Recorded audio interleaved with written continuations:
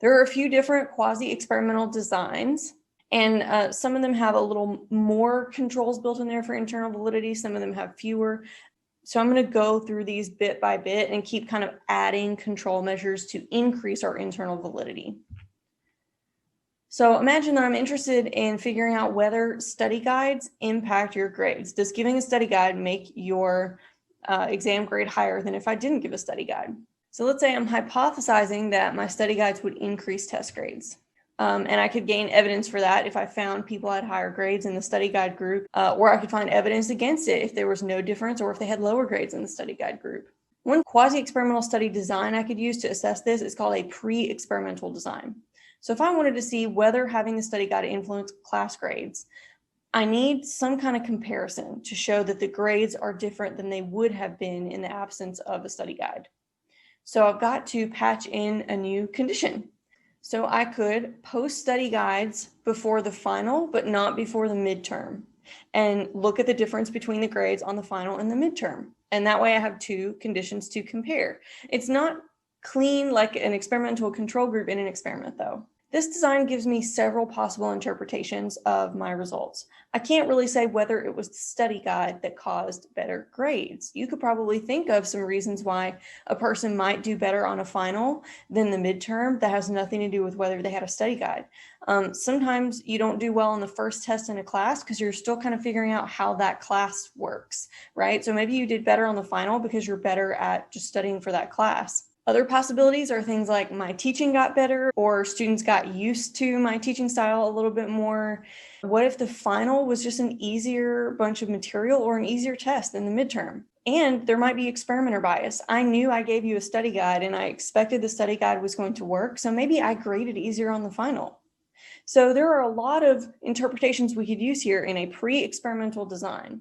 This pre-experimental design is where data is collected in such a way that multiple explanations are plausible. We don't have a really good comparison group or like a good control group here like we would in an experiment. So what can we do to boost the validity instead of just having the pre-experimental design, which is kind of our worst one?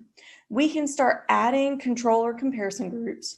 We can add a pre-test before we start our intervention, and we can do what's called an internal analysis. So we'll look at these bit by bit and kind of add them to our study guide study. The next type of study we can do is a non-equivalent control group design. Imagine that I'm just adding another type of comparison group. So instead of looking at the midterm versus the final, which may not be a very fair comparison, maybe I'm going to look at the final exam during a semester where I didn't give a study guide last year and the final exam grades where I did give a study guide this year. Now, what can I conclude about the use of study guides? If there's a big difference in grades, it looks like people are doing better on the final this year compared to the year before. So maybe they really benefited from that study guide.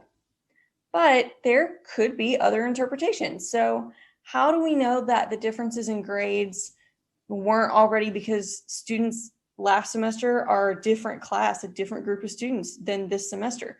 There might be a big difference between people who sign up to take a class in the spring or in the fall, or in one year versus another year. Every class is just a little bit different. And I find that I have to kind of adjust my teaching style and adjust the way that I explain things, because everybody's just a unique group of students. Even if I teach two sections of research methods, they're going to be different and have different needs. Especially if I lectured at different times of day in face-to-face classes. I had one at 2 in the afternoon or one at 8 or 9 in the morning. There's probably going to be a difference between my teaching style at those times. There's going to be differences between students' levels of motivation and how much they understand and remember. So how could we kind of fix this issue and try to get a little more internal validity out of this study design? So remember, our non-equivalent control group design is when we have a post-test only design, meaning we measured our dependent variable one time with non-equivalent groups. They're already assigned into groups, took the class last year and this year, and I didn't randomly assign them. And I don't know whether I can really compare them that well. Well, we can do what's called a pre-test post-test design with non-equivalent groups. We can just add another layer of measuring my dependent variable one more time. So my pre-test here could be my midterm, my post-test could be my final.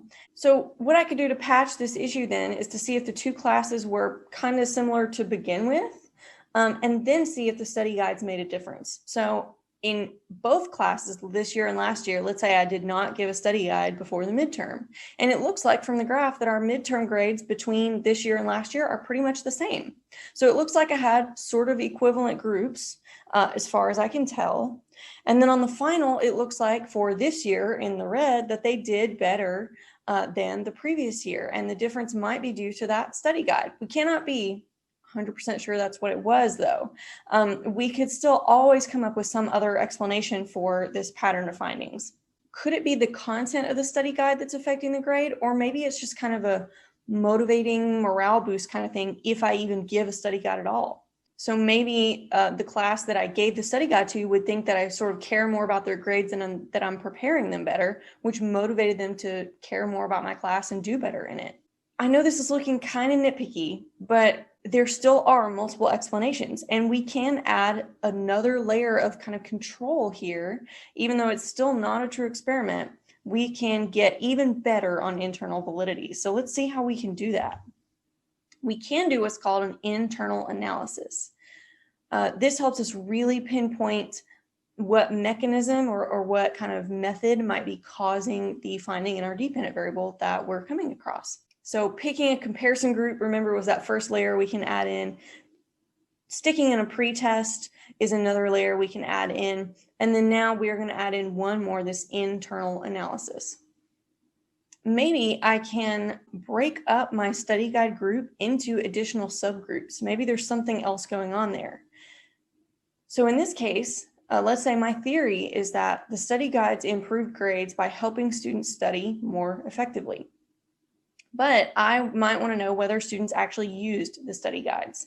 So let's say the next time that I gave students study guides in a class, I'm going to break them up into students who said they actually used the study guide and those who did not use it.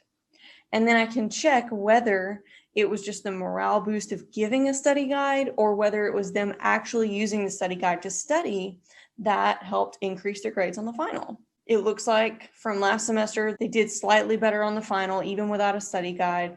This year, I broke them up into people who used the study guide and those who didn't. And it looks like the green group who didn't use the study guide did pretty much the same on the midterm and the final. And then the red group, it did quite a bit better on that final, and they actually used the study guide.